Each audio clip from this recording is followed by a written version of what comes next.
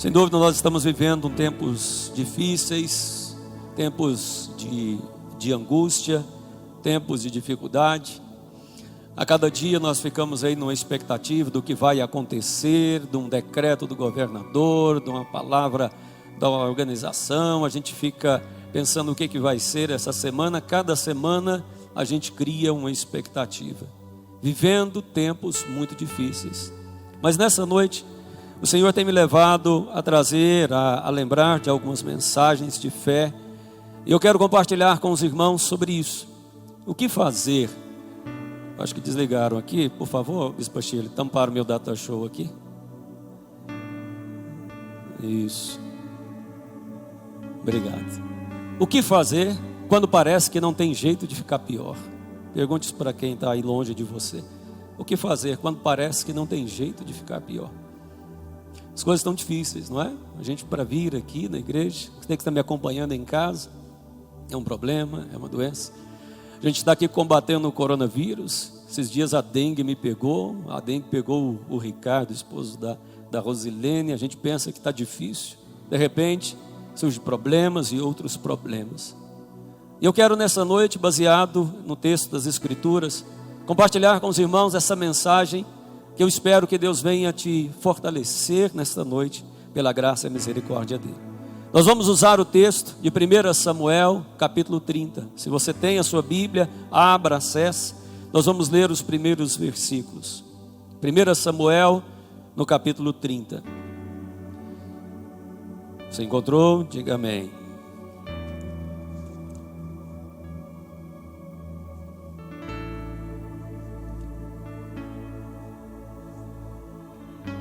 Diz assim as Sagradas Escrituras. Sucedeu, pois, que chegando Davi e os seus homens ao terceiro dia a Ziclague, já os amalequitas tinham dado com ímpeto contra ela, contra o sul de Ziclague, e ferido a esta e a queimado. Tinham levado cativas as mulheres que lá estavam, porém ninguém mataram, nem pequeno nem grande, então somente os levaram consigo e foram seu caminho. Davi e os seus homens vieram à cidade, e ei-la queimada, e as suas mulheres, seus filhos, suas filhas eram levados cativos. Então Davi e o povo que se achava com ele ergueram a voz e choraram até não terem mais forças para chorar. Também as duas mulheres de Davi foram levadas cativas, Ainoã, a Jezreelita, Abigail, a viúva de Nabal, o Carmelita. E Davi muito se angustiou, porque o povo falava em apedrejá-lo, porque estavam em amargura, cada um por causa dos seus filhos e de suas filhas. Porém Davi se reanimou no Senhor seu Deus. Amém. Nesse texto é interessante observar uma situação que o Davi, que ainda não era rei, estava passando. Primeiramente a gente precisa entender um pouco do contexto, porque a situação para ele já estava um tanto quanto difícil. Davi, ele não estava nessa situação em Israel. Ele havia sido perseguido em Israel e ele agora estava em Ziclague, que era a região dos filisteus. Davi estava morando em um lugar onde não era a terra dele. Ele não estava no meio do povo dele. Ele estava completamente longe dos seus pais e longe do povo ao qual Deus havia dito que um dia ele seria rei. As coisas não estavam bem para Davi. Deus havia dado uma palavra: você será rei sobre essa terra. Mas nesse momento Davi estava exatamente na terra dos filisteus. O seu trabalho ali era como se fosse uma milícia. Ele era um coronel, um capitão de um exército. E ele então vivia e sobrevivia da guerra, mas ele estava longe. Ele estava sendo perseguido pelo seu próprio povo, pelo rei Saul, do qual ele tinha sido extremamente fiel, do qual ele era genro, do qual ele já tinha orado por ele, tocado o arco, expulsado o demônio. Davi, que era um herói de guerra, ungido como rei, genro do rei, e agora estava sendo perseguido por esse rei. Imagine então ele longe da terra, imagine ele sofrendo injustiça, porque ele poderia dizer: por que estou passando por isso? Aonde estão as promessas de Deus na minha vida? Pois eu não posso nem mesmo morar na terra onde Deus disse que eu iria reinar. E muito pelo contrário, eu estou sendo perseguido até mesmo por aqueles que deveriam cuidar de mim, o meu líder e aquele que era o meu genro. Davi estava passando um momento difícil. Por fim, no seu trabalho, que era ser um general, ele estava trabalhando ali para o inimigo. Ele trabalhava para os filisteus, embora não tivesse entrado em nenhuma terra do povo de Israel. Ele servia ao exército filisteu. E é interessante que no capítulo 29, o rei dos filisteus vai fazer guerra contra Israel e chama Davi para estar do lado dele. Quando Davi chega com seu exército, com seus soldados para a batalha, os filhos, os príncipes dos filisteus disseram: não, Davi é herói lá de Israel, Davi matou Golias, ele vai nos trair, manda ele embora. E assim o rei chega e diz para Davi: olha, você sempre foi fiel, eu queria você comigo nessa guerra, mas não tem jeito não, o pessoal não confia em você, você está dispensado. Sabe o que isso significa naquele tempo? Que Davi perdeu o emprego. Naquele tempo, guerra era um modo de vida, era uma maneira de ganhar dinheiro, porque ele ia com o exército, derrubava a cidade e tirava os chamados despojos, saqueava o ouro, os bens, as propriedades. Era uma maneira de viver. Davi estava longe da sua terra, Davi estava sendo perseguido pelo seu líder, Davi estava servindo ao inimigo e agora ele perdeu o emprego. Você imagina se a situação de Davi era ruim nesses dias? Mas tudo bem, estava difícil. No entanto, aquilo que é ruim sempre pode ficar pior.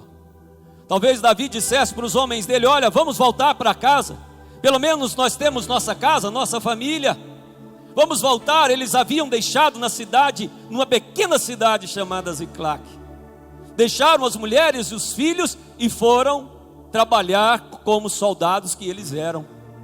No entanto, ao deixar a cidade desprotegida, um inimigo que eles não esperavam, os amalequitas, conforme lemos aqui no versículo 1, em um momento em que eles viram que não havia homens naquela cidade, não havia proteção naquele lugar, eles entram na cidade, eles destroem a cidade e eles levam todas as pessoas cativas. Como eu disse, era uma maneira de viver, era um estilo de vida, era uma maneira de ganhar dinheiro. Agora imagine, diz o texto sagrado, Davi, com toda essa aflição, perde o trabalho, caminha por 3 dias, diz o versículo 1, pensando: finalmente vou chegar em casa, vou ver minha mulher, vou abraçar meus filhos, vou comer alguma coisa, estou de folga, perdi o emprego, mas tudo bem, não tem nada melhor do que estar em casa, vou curtir um pouco, tirar umas folgas. E quando ele chega em casa, o pior acontece, eles perdem tudo. Diz as escrituras que eles perderam todos os seus bens, porque os amalequitas haviam saqueado, e era isso que eles faziam, tudo que tinha dentro das casas eles pegaram. Eles pegaram ouro, pegaram as pratas, pegaram os móveis, pegaram tudo aquilo que podia utilizar. Sempre é possível ficar pior. Imagine você sendo perseguido, injustiçado, você perder o seu trabalho, o seu emprego, e chegar na sua casa e ver a sua casa roubada. Quem já teve o desprazer de chegar em casa e encontrá-la arrombada, sabe o que é? Um pouco desse sentimento, um sentimento de tristeza, um sentimento assim de impotência. Entraram na minha casa, mexeram nas minhas coisas. Além do prejuízo, a sensação é tão terrível. Davi, quando chegou na cidade, a casa dele tinha sido roubada. Aliás, não só tinha roubada, a casa dele tinha sido queimada. Ele perdeu os bens, mas ele também perdeu a casa, ele e todos os homens que estavam com ele. A casa é o abrigo seguro, é o local inviolável, diz a nossa Constituição, é o asilo inviolável do cidadão. Não se pode perder uma casa.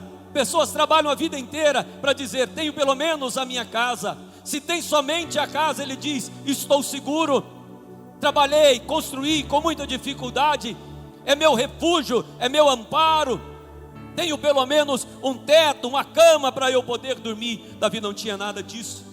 Ao chegar em casa não tinha bens, aliás não tinha casa. Imagine toda a casa sendo destruída. Imagine uma tragédia, um incêndio que queima toda a casa. Imagine uma falência onde você tem que vender a própria casa. Imagine uma situação angustiante que você perde tudo que você tem. E o pior ainda podia acontecer, porque eles, além de perderem os bens, perderem a casa, eles perderam a família. Diz o texto que levaram cativas as mulheres e os filhos que se achavam lá. Não havia matado ninguém, porque eles viram que não tinham os cadáveres ali. Era muito comum matar e já deixaram ali os cadáveres. Eles não encontraram, mas não foi menos pior do que imaginar que agora a mulher dele estava sendo estuprada por outro homem. Imaginar que os filhos estavam sendo violentados, que os filhos estavam, como diz o texto, sendo levados cativos como escravos. Hoje talvez não tenhamos a escravidão como tinha no tempo de Davi, mas imagine chegar em casa, você perder a sua casa, perder os seus bens, ver a sua família sendo perdida, seus filhos escravizados pelas drogas, escravizado pelos males que este mundo tem, pela violência, pela promiscuidade, seus filhos perdidos onde você não tem alegria de encontrá-lo, que você não sabe nem onde está. Imagine perder o seu casamento, porque sua mulher foi levada cativa pelo zat-zat, pela conversa de outro homem. Imagine chegar em casa e não encontrar mais a sua família. Ele tinha perdido o emprego, tinha sido perseguido, estava em lugar estranho, perdeu a sua casa, perdeu os seus bens e perdeu o bem mais precioso que alguém pode ter, que é a sua própria família. Sempre tem um jeito de ficar pior. O que se faz numa situação como essa? O texto sagrado mostra a reação do povo. É a reação de gente como gente. A primeira reação deste povo, diz o texto sagrado, que eles choraram. É normal chorar. Em toda perda há um choro. Choro faz parte de um coração apertado que se angustia, aperta o peito até sair nos olhos. É uma demonstração de profundo pesar. Choro é normal. O choro até certa parte faz bem, porque ele é um grito da alma, ele desabafa, ele alivia. Mas o texto sagrado diz que o choro deles não tinha fim. Eles choraram, choraram, choraram, choraram, choraram, até não terem mais forças para chorar. O choro precisa ter fim, porque aquele que chora sem limite, o choro tira as forças, o choro tira a visão, o choro faz não ter uma expectativa de vida. O choro depressivo, foi isso que aconteceu com eles. Eles entraram primeiramente em um estado profundo de depressão, de choro acima de choro. Era justificável, a perda era grande. Choro sobre choro. O choro que enfraquece a alma, enfraquece os braços e enfraquece a vida. Foi a primeira reação do povo. Nós costumamos ter essa primeira reclamação, essa primeira reação de chorar. E choramos e lamentamos. Como eu disse, tem até certo ponto que é normal. Mas o choro precisa ter um fim. Se até hoje você chora por perdas que foram bem antigas, eu espero que nessa noite Deus venha mudar a sua história. O povo chorou. Segunda reação que eles tiveram, diz as Escrituras, que eles amarguraram. O coração deles ficou amargo. É interessante a expressão de amargura, né? Porque amargo é um sabor que tem na boca. Mas a Bíblia fala também das raízes de amargura.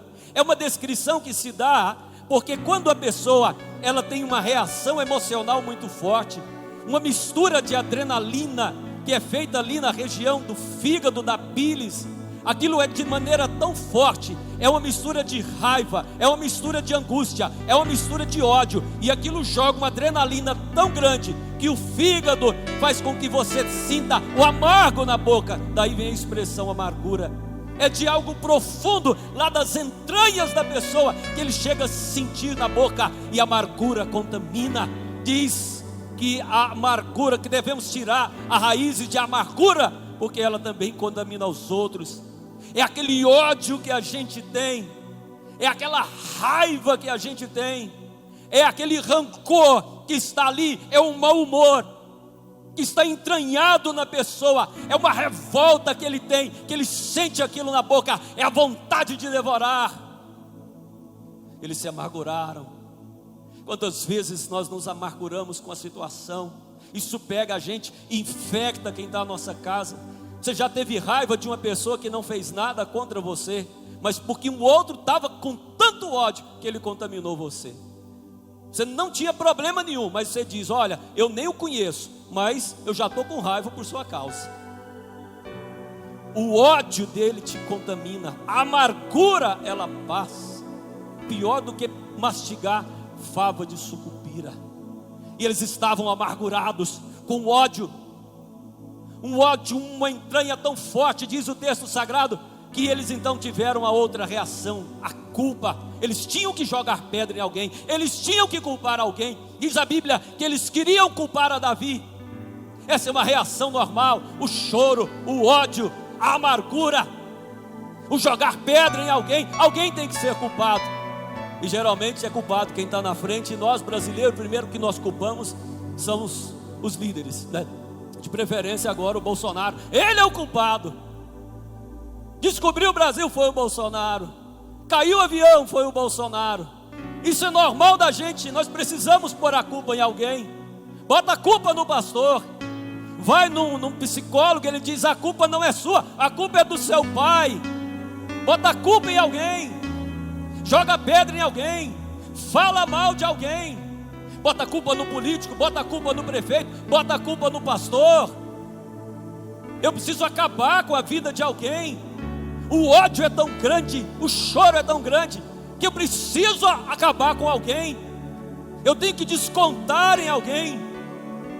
Essa é a reação de quando as coisas estão indo cada vez pior. Choro, amargura, ódio, jogar pedras. Mas nesse mesmo texto mostra algumas reações e ações de Davi, no qual nós temos que aprender. Porque diante de todas essas reações do povo, diz o texto sagrado que Davi reagiu. Diz o texto sagrado que ele reagiu animando-se no Senhor. Diga para quem está do seu lado: Davi se reanimou no Senhor. Diga: Davi se reanimou no Senhor. Meu slide aqui pulou. Diz o texto sagrado que Davi se reanimou no Senhor seu Deus. A postura de Davi foi diferente. A reação de Davi foi diferente. Diz o texto que de alguma forma ele se reanima em Deus. Ele busca em Deus o ânimo. A palavra aqui em hebraico reanimar é shazak. Significa manter-se firme, significa estar forte, e significa manter-se de pé, significa resistir. No meio de tudo aquilo, Davi mantém-se firme, mantém-se forte. Davi se reanima em Deus. Ele busca força em Deus. Ele se fortalece em Deus. Ele está seguro em Deus. Meu irmão, minha irmã, você que está me ouvindo aqui nessa igreja, em casa, seja na internet, seja através do rádio, nós queremos falar mal de muita gente. Tem muito problema, está ruim, está difícil, pode ficar pior, mas a reação que devemos ter é reanimar. E a nossa força está em Deus. Ele é a nossa força.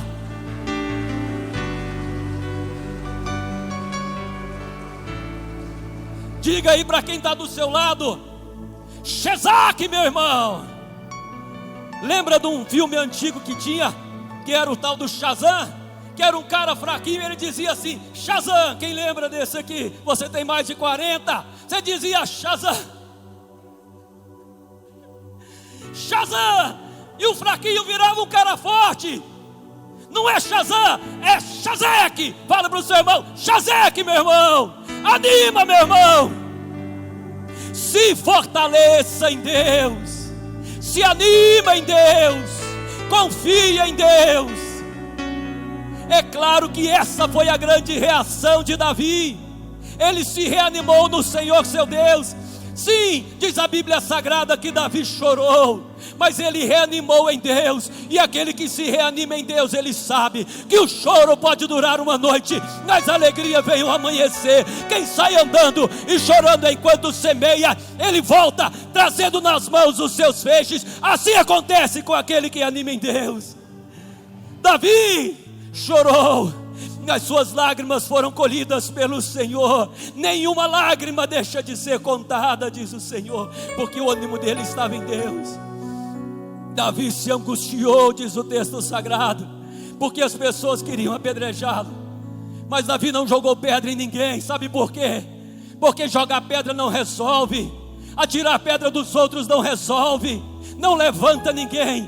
O que levanta é o que Davi sabia: o Senhor me toma pelas mãos, me tira de um tremendo lamaçal e me faz firmar os pés sobre a rocha. Deus era a rocha dele. Ele não precisava jogar pedra em ninguém, ele firmava os passos da rocha viva.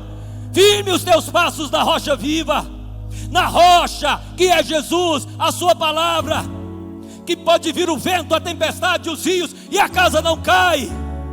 Se reanime em Deus, se fortaleça em Deus. Para de ficar chorando, para de ficar falando mal, para de ficar jogando pedra. Busca em Deus.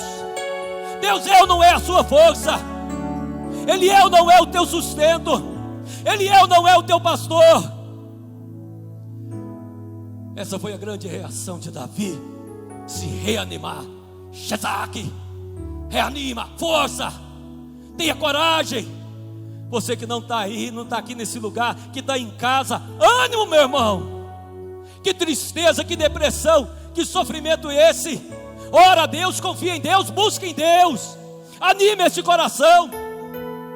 A situação está difícil, pode até ficar pior, mas o nosso coração está firmado em Deus. É Ele que nos anima a levantar a cada dia. As misericórdias do Senhor são a causa de não sermos consumidos, porque elas se renovam a cada manhã. Ou você crê nisso ou você não crê. Anima. No meio dessa reação, Davi começou a agir. Diz a Bíblia Sagrada, as ações de Davi, diz o versículo 7 ao versículo 20: disse Davi a Abiatar, o sacerdote, filho de Aimeleque: traze aqui a estola sacerdotal. E Abiatar a trouxe. Então consultou Davi ao Senhor, dizendo: perseguirei eu o bando? Alcançá-lo-ei?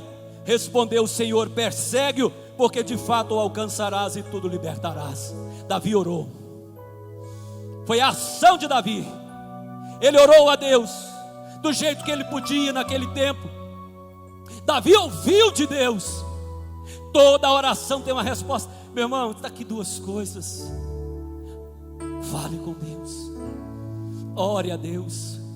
Você já apresentou seus problemas a Deus, sua vida a Deus? Agora eu te digo uma coisa: aprenda a ouvir de Deus, escute a voz de Deus. Você está escutando aí as más notícias?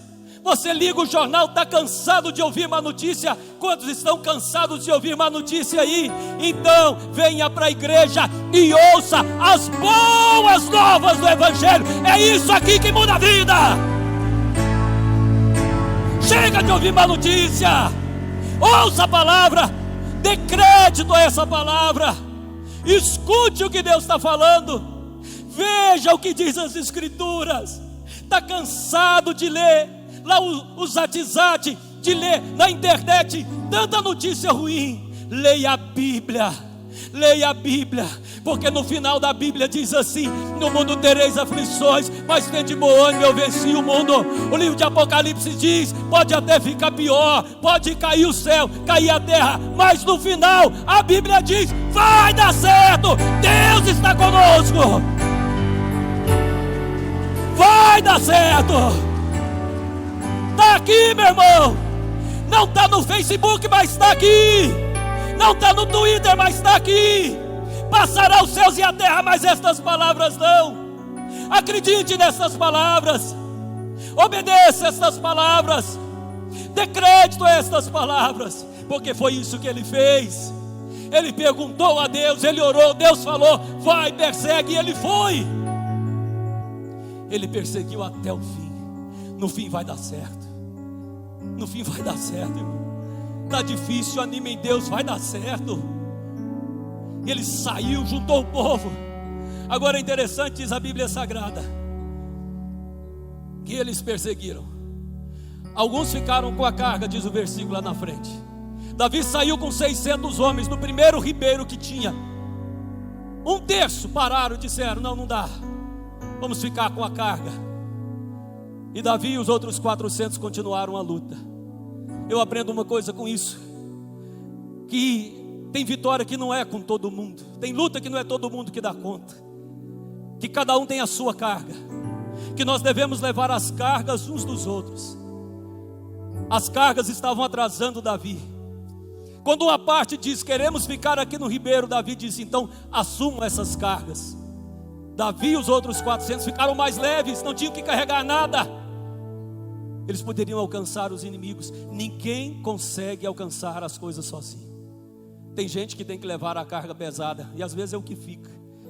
Sabe, você não consegue sozinho, você precisa de irmão, você precisa de comunhão. Você está ouvindo aqui, assistindo lá na igreja e diz: eu não preciso ir na igreja, eu consigo aqui da minha casa. Você não consegue sozinho. Nós temos que levar as cargas uns dos outros. Tem carga que você não dá conta, tem carga que alguém precisa te ajudar. Tem gente aqui que vai avançar, mas ele precisa de alguém para ajudá-lo na carga. Davi sabia tanto disso, que diz lá no versículo 21 em diante, que quando ele teve a vitória, ele recompensou os que estavam levando a carga. Tem gente que tem que orar, tem gente que tem que buscar, tem que interceder, tem cargas diferentes para cada um. Mas eu digo para alguns aqui: não se desanime, porque alguns vão ficar no caminho, ele vai levar a carga dele. Não desanime, não são todos aqueles que perseguem até o fim. O papel de cada um é cada um. Olhe por aqueles que talvez não tenham o mesmo ânimo que você, não tenham a mesma disposição, ou talvez não tenham nem a mesma força. Não desvalorize as pessoas que você acha que são mais fracas. Dê a ela uma carga. Peça para ela então para orar. Peça para ela para te ajudar de uma outra forma. E recompense, seja generoso. Segunda coisa que eu aprendo com Davi nessa perseguição, diz a Bíblia Sagrada que eles saíram para perseguir os inimigos. Agora eles estavam mais empolgados. E aí então, eles encontram, sabe o que? Um egípcio no meio do caminho. Um egípcio. O cara estava morrendo na beira do caminho. E Davi para ajudar o tal do egípcio. Agora você imagina, Deus tinha dito o quê? Vai, persegue. Eles já tinham ficado atrasados. Eles estavam atrás do inimigo, estavam cumprindo. Mas de repente eles encontraram alguém que estava pior do que eles. E Davi para ajudar. Pois aqui eu vou te dizer, a situação nossa aqui está ruim, mas tem gente que está muito pior do que você. Ajude, se você pode, quem está pior. Ajude quem você encontrar no seu caminho, que está vivendo um problema pior do que o seu. Talvez você tenha arroz e feijão. Tem gente que só tem arroz. Tem gente que não tem nenhum arroz. Eles pararam para ajudar o egípcio. Sabe o que aconteceu? O egípcio disse: eu sei aonde é, eu sei aonde eles estão, eu vou ajudá-los. Aquele a quem Davi ajudou, na verdade ele ajudou mais a Davi do que Davi a ele. Você sabia que é assim?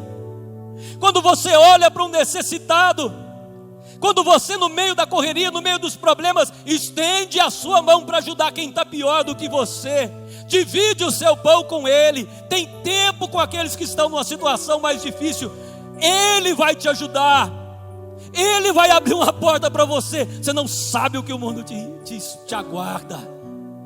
Não deixe de fazer o bem, porque a seu tempo colheremos, se não desfalecermos, diz as Escrituras. E eles foram até o fim. Diga para quem está do seu lado: Xeraque, meu irmão, até o fim. Fala para ele: anima, meu irmão, até o fim.